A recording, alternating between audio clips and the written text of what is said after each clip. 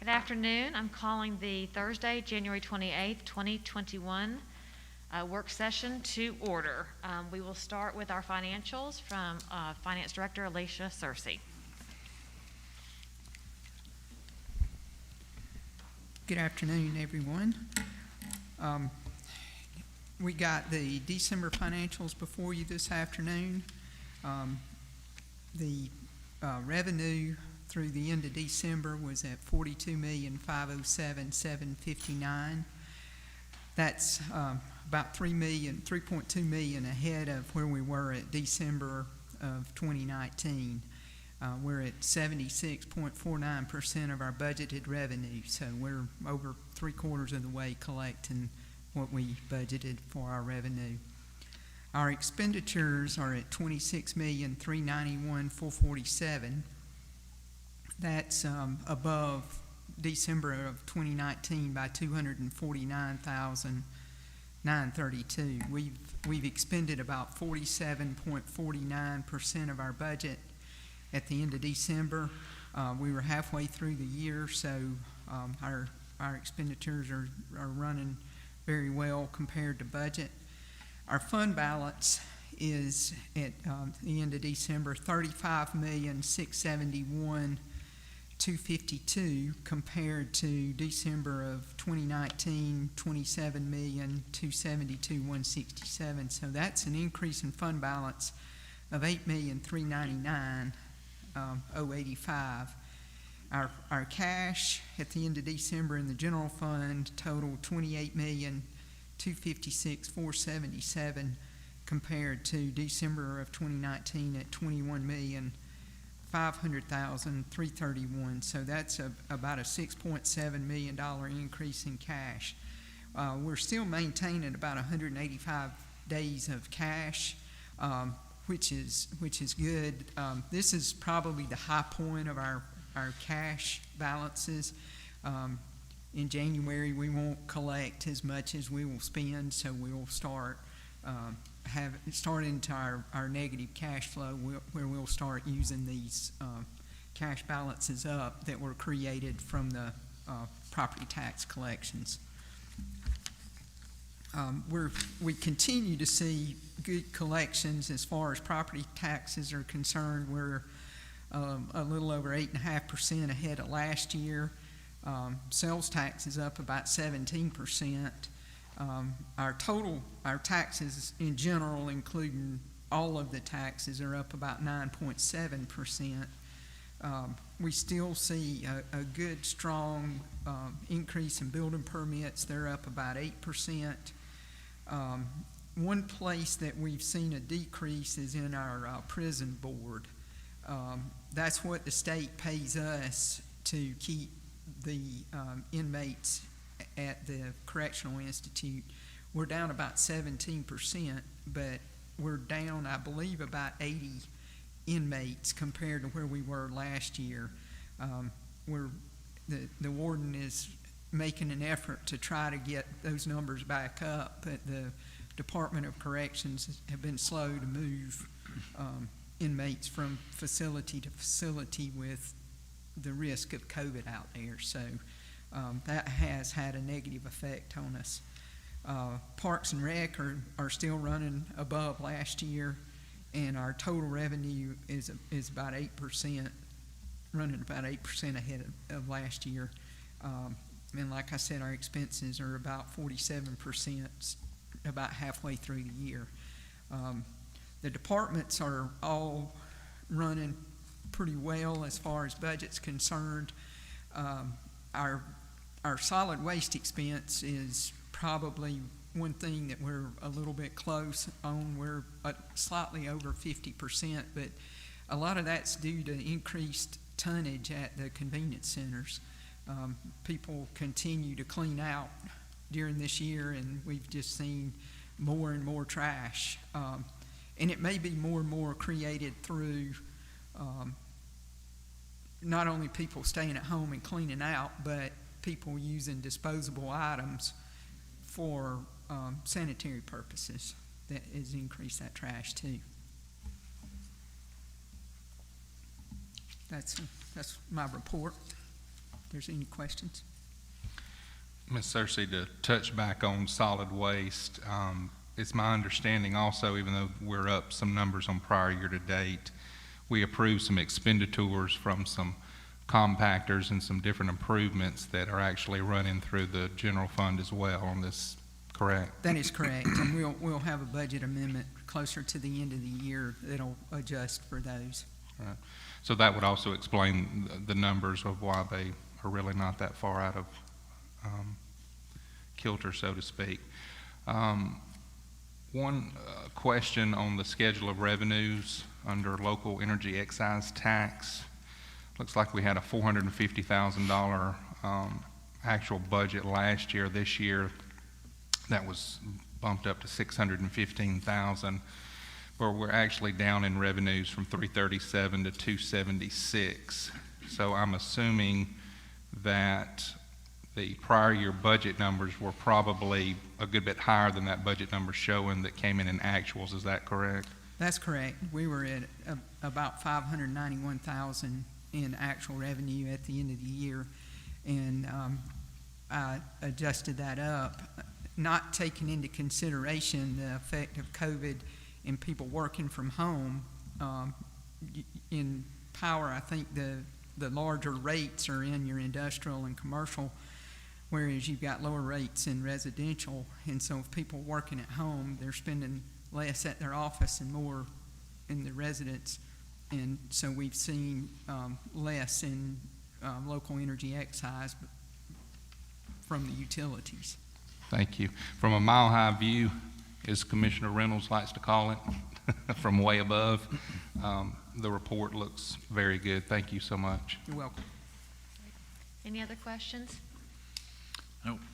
Okay, I'm now going to call on County Attorney Stacy Blackman to review the details of the CTCL grant, which is providing assistance, funding assistance to our elections department for additional expenses. And she'll go over that with us. Thank you, Madam Chair and Commissioners. This is a proposed second grant from the Center for Tech and Civic Life.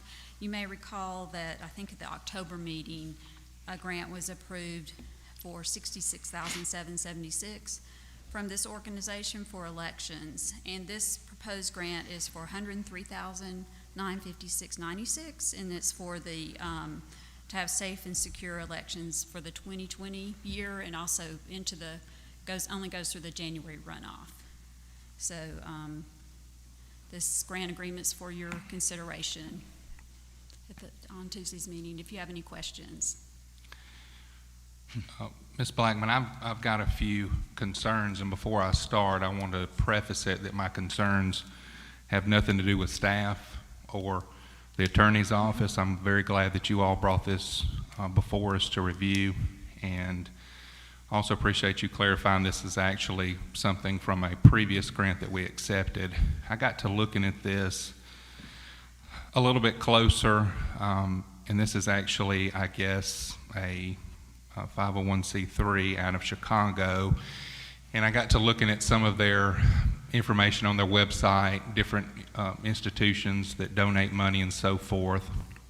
And while I didn't see anything in what we're actually accepting as far as red line or fine print, it does concern me that as a nation and as a state, we all had concerns about the election. And what I mean from that, it was a very polarized year for elections. And one concern that I have is just the site of impropriety. And so if we're going to, I think we should try to do everything we can as an institution to try to have fair and balanced elections and try to keep politics certainly out of that. But a concern that I have is, how do I tell my constituents that we're accepting money that did not come from a higher institution of a political subdivision that we are, either through the federal government or the state government? So there was no vetting there. We're taking it straight from a private entity. And it just concerns me to accept this money. How could it be viewed? It's hard to try to turn down $100,000, but in the same note, we just went over our finances. I think we're in very good shape financially. I think if we need to bolster the elections department and do a better job with their budget in the future. None of us were expecting that we would have a runoff after the jungle primary, but we did. You know, then we need to step up to the plate and do that. But it just concerns me to accept this money. There are rumblings in the state legislature, and I'm not trying to speak for them, but that they are looking at possibly trying to bar, if you will, outside entities being able to send money into local governments with elections. The drop boxes that we took before and purchased or donated or however that came about, it's my understanding that those now have been pulled and are not to be used anytime in the foreseeable future.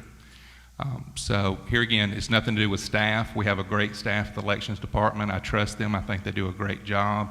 I appreciate everybody that brought this before us. I think it's important that we always look at outside money for any of our departments, but when it comes to impartiality from the courts and impartiality through the elections office, it does concern me of us trying to accept money from an institution out of Chicago that has had money poured into it. And here again, I'm not saying that there's any impropriety in it, but there could be the notion of it, and I would personally think that we need to stay clear of that.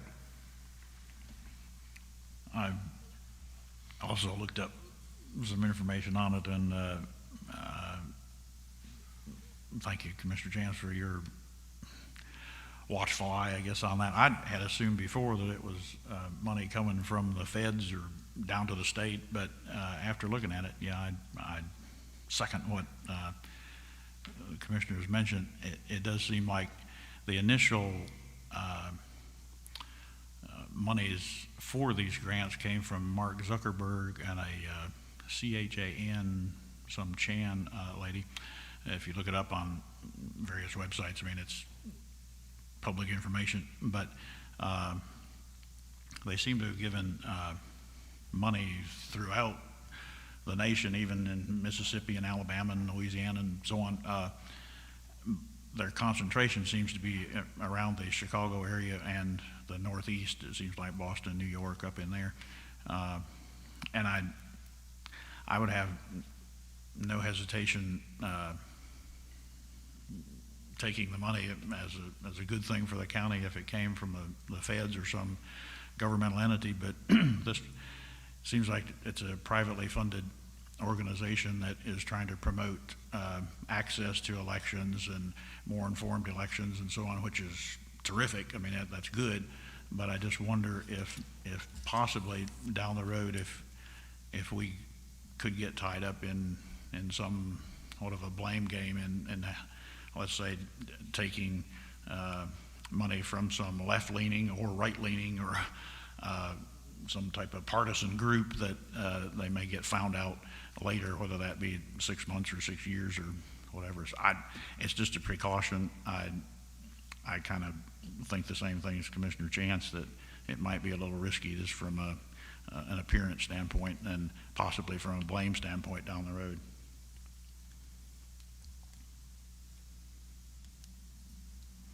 Any other questions for Stacy? Any comments? Thank you. Okay, thank you. All right, item 9.2. Let me go back to my agenda. Is the solid waste tag grinding services. I'm going to call on Charles Pope to go over the grinding and removal of yard waste agreement. Thank you, Chairman, Board of Commissioners. What we're here for, asked y'all to consider to amend the contract for the hauling for our grinding. Don't take it anymore, and it's hard to get rid of even at a paper mill now. Most especially if it's contaminated in any way, they can't take it. What we have took in since 8/3 of 20 till 8/1/16 of 21, we took in 1,600. Before they stopped us from hauling out, we had hauled out on the yard $427 for the material that we got laying on the ground. Any questions? I have a question after going down there and viewing it. Of course, the question popped in my mind. The way I understand it, it's about $14 a ton that we're gonna have to pay. And although the 19, 20,000 doesn't seem like a whole lot, I mean, in the vein of frugality, what I wonder is, the question I would pose is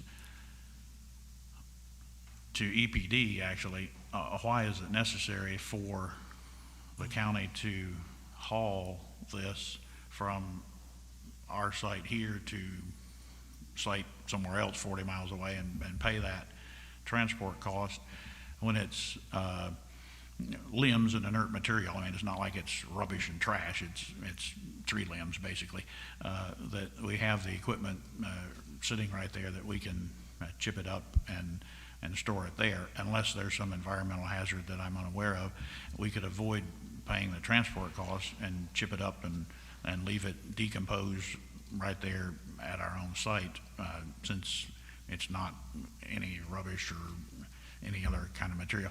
So I'm just posing that question and thinking, well, maybe we could meet with EPD and see if, you know, they could approve that versus transporting it, and that would save us the 20,000. So. Yeah. Now, I talked to our EPD representative, is Patrick Brand. I talked to him yesterday. He's going to call me Monday morning, hopefully, and then we'll set up a meeting where Commissioner Reynolds and I or anybody else wants to go and meet and, you know, talk about disposing in another way where it wouldn't cost us so much to get rid of it. But it ain't only Carroll County, it's Fulton, Cobb, everybody's having a problem getting rid of this material. I just like to understand the why, you know, before we do something. That's the only.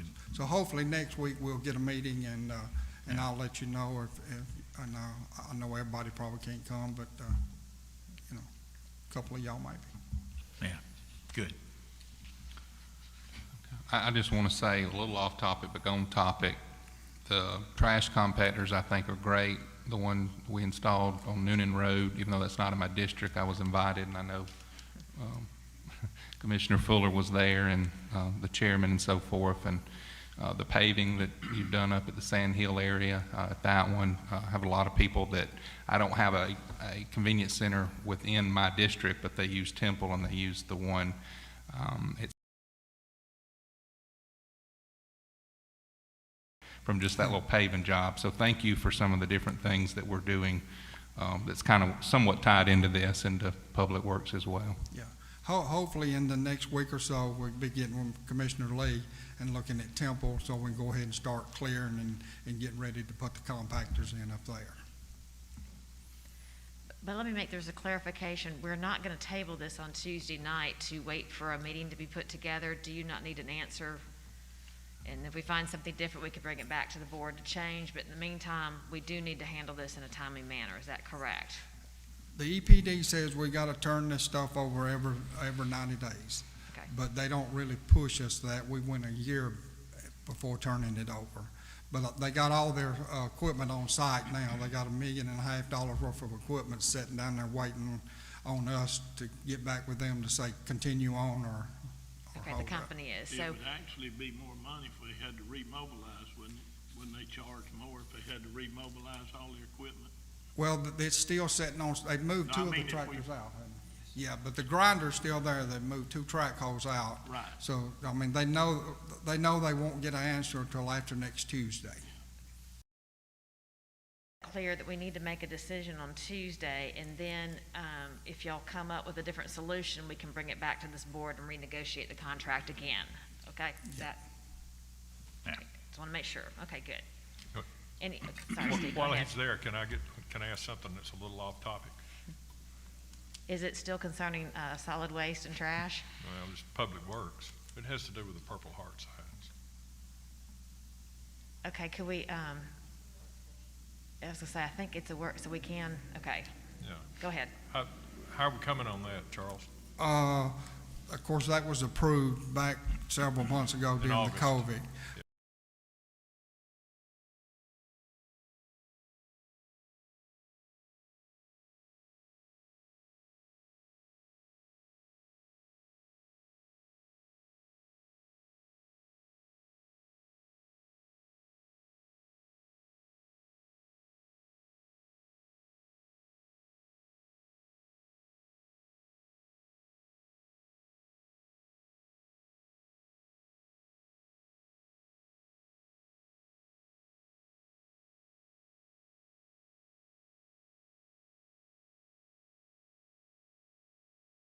So I ordered 16, I ordered a couple of extra, but hopefully they'll be here in a couple of weeks. Okay, good. Thanks. Okay, if there's no further questions, we'll move into the business section. Item 10.1 is a rental agreement with the Georgia Department of Driver Services, and I'm going to ask Stacy Blackman, County Attorney, to address this for us.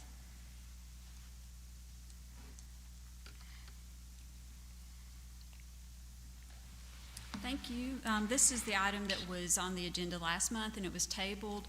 It's the rental agreement for the Department of Driver Services renewal lease for that existing facility and on Old Noonan Road in the Old Alms House. And this is a nominal consideration rental agreement, just $10 a year. And the DDS would take care of the utilities, janitorial services, and trash removal. So I think it was tabled because more research was requested on whether this $10 a year is common or not. So I know Commissioner Reynolds looked into that, so I don't know if you want to talk about it, or I could explain it. It seems like it is fairly common and for government agencies to do that based on the research, but I'll turn it over to questions or comments. Well, yeah, the only standpoint I was coming from, Stacy, was, I mean, it just kind of rubs me the wrong way that we're taking county taxpayers' money and basically giving it or paying it out so that the state can have its facility here to provide a service. And it does seem like, I mean, regardless of what I found out, I mean, it seems like the state really is taking advantage of the counties in a lot of ways. The state's not paying its fair share to have their operations of driver services in counties. I mean, regardless of however you want to put it. But it seems like it is a fairly common practice, but I did contact my old employer, the state auditor's office, and they had done an audit, or they call it a special examination because it was requested by the Legislative Appropriations Committee back in 2012 of the State Properties Commission. And although they found the State Properties Commission was had a lot of failure in their data and operations at that point, some of the things they brought out was that there were cases where driver services was paying even above market rates for driver services operations in several locations at that time. So I asked the current director of performance audits, I said, hey, who do I need to contact to find out what the current situation is and if this above market rate thing has been resolved and that kind of thing. So I contacted the State Properties Commission executive director, and from his information, as well as my own calls to 3 or 4 of the our contiguous driver services locations, it seems like it is fairly common practice for the counties to basically suck up the cost and fund the state operation in their counties for the benefit of avoiding having their constituents having to travel 40 miles to get their license or their license renewed. That, it does rub me the wrong way. But according to him, they've corrected the above market rates. If that's correct, I guess it is. But they have 59 DDS leases around the state, and in 42 of those cases, the state pays only a nominal rental fee to the respective local government.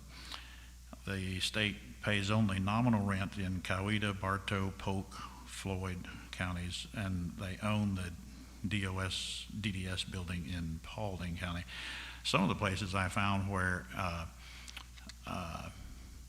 the county would even give them the property and pay for the grading and the paving and all that to build the site, because I got my curiosity piqued when I found out that the current Appropriations Act and the governor's budget report for fiscal year 2021 had over $2 million in there, the state money that was going to build a facility in Dalton, and I'm like, oh, whoa, what's going on here? Because, you know, are they paying for something in Dalton but not paying for something in Carroll? But it seems like that's another situation where the local government probably gave the property to them, and they're just building the facility. So I think they're milking the system pretty well at the state level anyway. But in Noonan, for example, Noonan pays a private firm, and my email just has one mistake in it. Sorry, folks, but that is $6,000 a month that Coweta County pays a private firm for the rent, and the state basically gets it, their DDS site, for free. In LaGrange, Troup County owns the building and provides the space to DDS without a rental charge. And in Paulding County is the situation where the county owns the land where the DDS site is located, but they gave them that property and so on. So, I mean, I do think it's unfair. Do we want to change the operation? I mean, I've always, I don't mind being a maverick, but possibly for the sake of keeping the status quo and ensuring that our citizens don't have their services disrupted, and they all of a sudden place this thing in Douglas County or something, it might behoove us to continue. But I think, I mean, it could be something that ACCG wants to take up, because I think the state is not paying its fair share for what they're getting, but the counties seem to have common practice that they'll give that basically to the state so that they'll have the convenience. So I'm satisfied now that we're just not doing some aberrant behavior just because we've always done it that way. That's what I don't like, just to continue doing something because that's the way it's been done. So I found that out, but I still don't like the situation. Well, I guess I'm on the opposite side. I kind of see it as a gift to the citizens that they don't have to drive to Coweta County or Douglas County. I think that's the two closest sites. Well, it's not a gift because they pay for it. Well, I mean, it's, They're paying dearly for it. who's paying dearly for it? The county, we're taking Well, if we the had county's money If and we had giving to it to rent the it, if we state. had to rent a building for $6,000 a month, we'd really be paying dearly for it. So I don't, what's the annual cost of the upkeep on that building? It's about a Well- 50-plus-year-old building that I'm not sure what we'd be doing with it otherwise.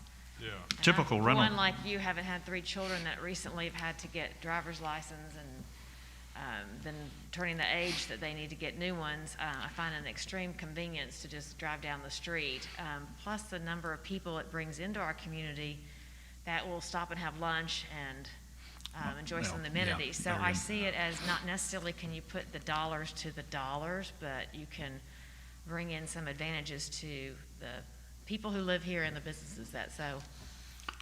Well, to me, no matter where you sit on the issue, I do appreciate Commissioner Reynolds looking into it and give us some more information that we can look at. I think a part of us making good governing decisions is we all bring different ideas or thoughts to the table, but if we're all looking at a little bit deeper dig, so to speak, into information or what are nearby facilities or counties doing, that's always good to compare. So that's just my only comment, is it was good to see additional information no matter where you sit on the issue. So. And in 2012, the state was paying an average, according to the audit's examination, of over $13 a square foot, when the state rented from state government or local government entities. They paid an average of $13 a square foot for the facility. So, I mean, is the convenience worth it? Yeah, maybe so, but we're not getting a free ride because we're paying for the facility. Well, a lot changes in 8 years, and for sure a lot has changed in 1 year. Yes, but they take care of the building. We No. keep I mean, we take care of it, We but take care of the building. they reimburse. No, No. it's So at how does our that work? expense. The only Okay. thing the state pays would be the utilities and janitorial cost and Okay. telecommunications, but the upkeep is our Is us. Is our Okay. expense. So if it needed a new roof, it's still a county building, so Right. we would still need to put a new roof on it, Right. you know, or other, whatever we decide to put in there or didn't put in there, but it's still, that part falls on us. Well, I think it's an advantage for us to have it in our backyard. My 15-year-old just got his permit, and I'm so happy I didn't have to drive to South Georgia for him to do it. That's good. It's convenient, yeah.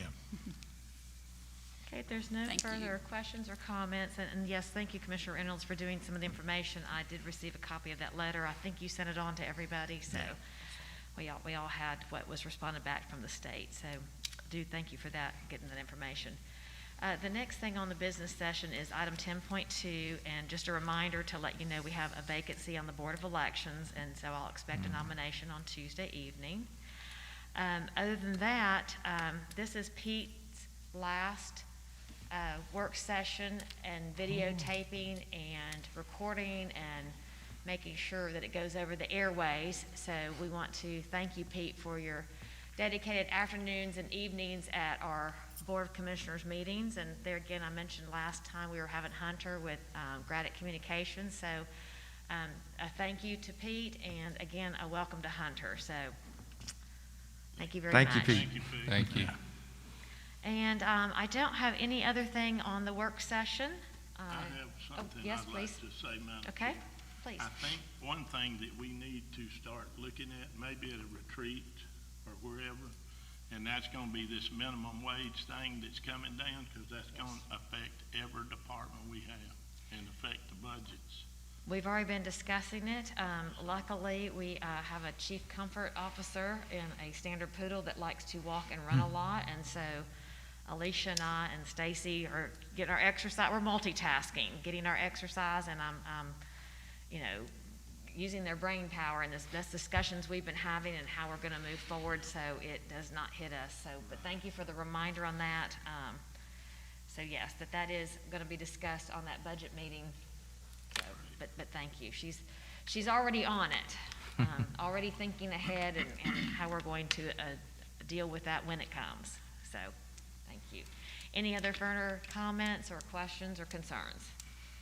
We talked about that RFP process, you know, on the contracts. I mean, just at some point, without further ado, I can go into it as much detail as you want. But you might want to consider putting a couple of us or three of us or something on a task force or something to look into that, because it's a little more complex than just saying, let's do this one every year and this one every 2 years and so on. So if you want to. Right, we Consider sent y'all that list, we sent you back in June, so if there's anyone that has particular interest in certain ones of them, some of those contracts, there's just not anyone else that does they're such specialty items, but if there's something in particular, but yes, the properties and casualty, we will start using Theron in July. I think one of the things when I looked over the list is, I guess to Commissioner Reynolds' point, is when you looked at the summary of all the contracts, all of them were all over the map. And I'm not saying there's anything wrong, but you might have one that's, you know, up for renewal every fiscal year and it ends. And then you might have one that's up for a renewal, but they're, you know, subject to being able to allow to have 9 consecutive renewals after that. And so you have all this different type of language.